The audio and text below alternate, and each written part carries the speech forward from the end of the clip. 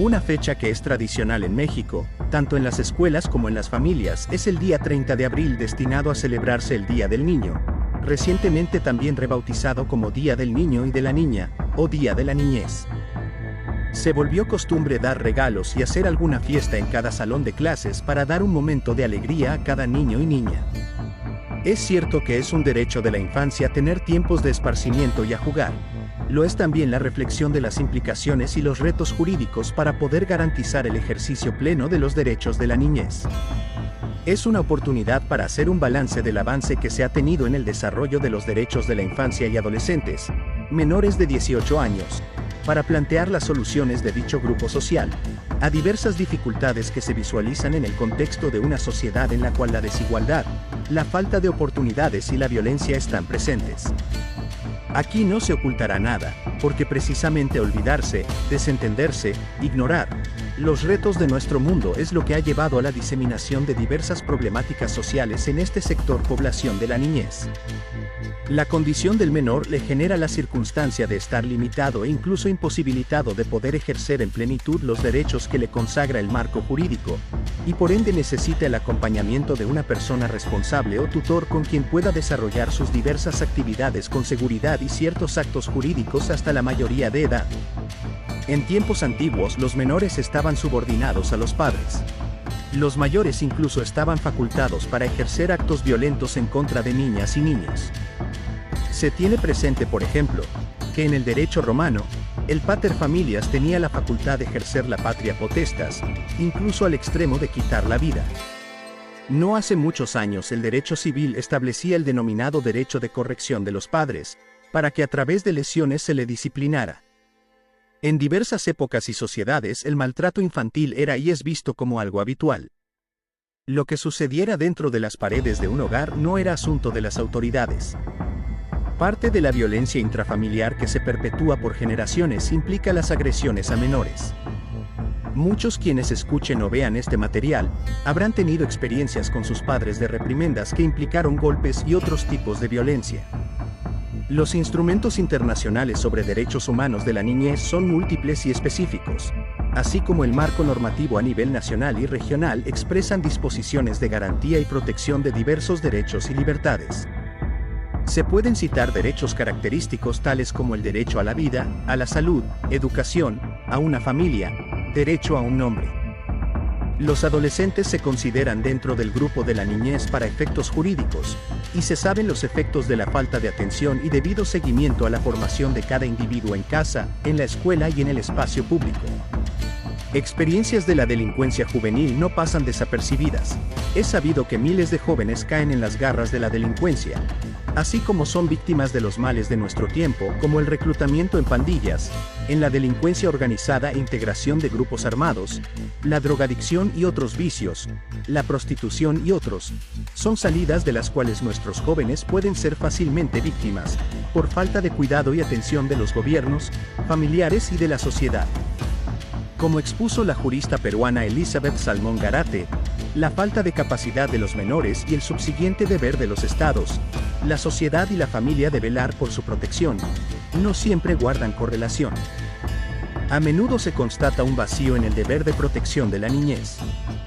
Sentencias de la Corte Interamericana sobre Derechos Humanos tales como los casos Niñas Gin y Bosico contra República Dominicana, Instituto de Reeducación del Menor contra Paraguay, Bulacio contra Argentina, y otras, fueron precedentes que versaron sobre violaciones graves a derechos humanos de menores y su análisis amerita una amplia reflexión para asegurar la salvaguarda de la infancia.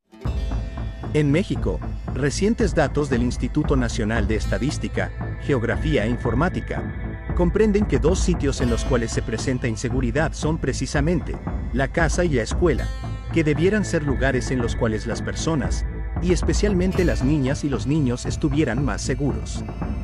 Según los datos del Sistema Penitenciario, Prevención y Reinserción Social del Gobierno Federal, para febrero de 2026 se tuvo una estadística de 5.661 varones y 536 mujeres, que estaban sujetos al sistema de justicia penal para adolescentes. Opiniones dividen a la sociedad en cuanto al tratamiento penal de los menores, ya que se ha planteado que quienes cometan un delito siendo menores de 18 años, deben ser juzgados bajo las mismas leyes que los adultos, y otras voces plantean el mantenimiento del sistema penal para menores y adolescentes. Un sector vulnerable, además de su condición de menor, es el de las niñas y niños con algún tipo de discapacidad. Los datos del gobierno federal que se desprendieron del ciclo escolar 2024 a 2025 es que en la República Mexicana se tuvieron registrados 677.929 alumnos en el sistema de educación especial.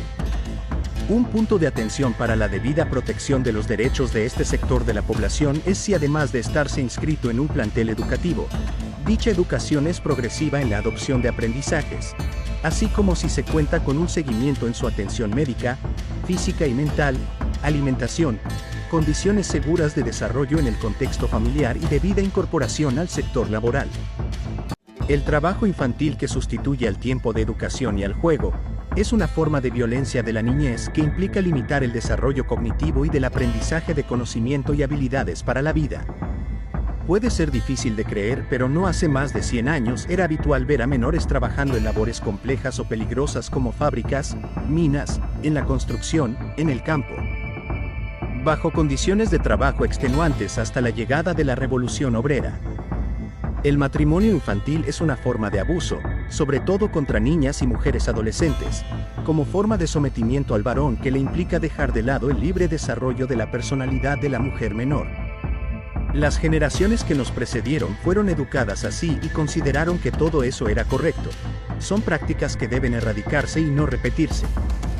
La pobreza es un problema que tiene impacto directo en la infancia, siendo importante considerar, según el informe sobre el Estado Mundial de la Infancia 2025 de la UNICEF, que 3 crisis son las más preocupantes y que ponen en peligro el progreso de la infancia, al destruirse los medios de subsistencia, desplazamiento de familias, interrupción de la educación, hambre y malnutrición, que son las crisis climáticas y medioambientales, conflictos armados y el déficit de inversión en la infancia.